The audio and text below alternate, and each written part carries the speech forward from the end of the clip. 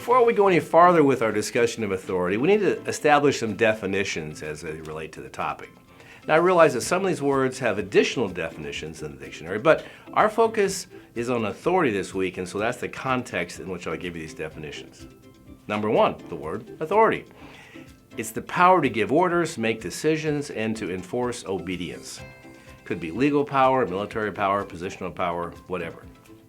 Everyone is under authority. Most people are under multiple authorities. We're under the authority of the police, perhaps employers, even homeowners associations. Authority is a key element to developing a civilized society.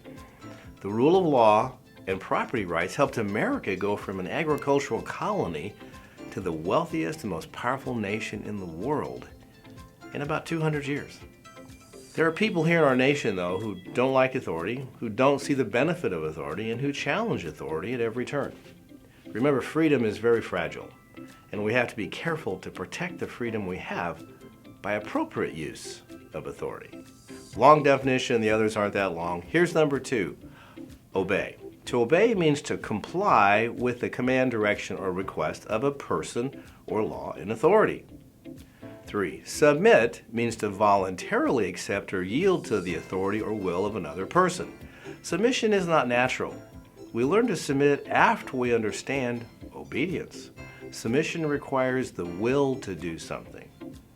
Obedience and submission are sometimes interchangeable and they have the same results. I submit the difference between the two is in the attitude. True submission requires a willing spirit, whereas obedience can be done begrudgingly. Children are to obey their parents. Husbands are to submit to the Lord voluntarily and willfully. God doesn't force this. Wives are to submit to their husbands, again, voluntarily and willfully. And employees are to submit to their employers. Next word, accountability. Now that's the act or the condition of being held responsible. Responsibility is a word that seems to be often lost in our society today. People don't want responsibility. They want rights. But you really can't have rights without responsibility. It just won't endure.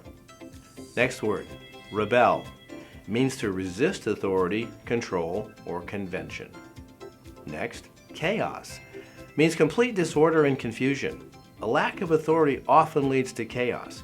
You'll see this happen in a business, a family, even in the church.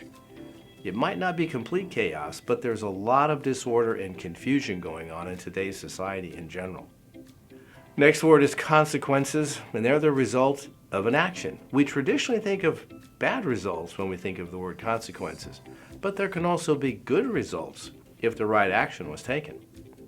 Hopefully, these definitions will help lay some groundwork for the rest of our lessons. Tomorrow, we'll consider 5 truths regarding authority.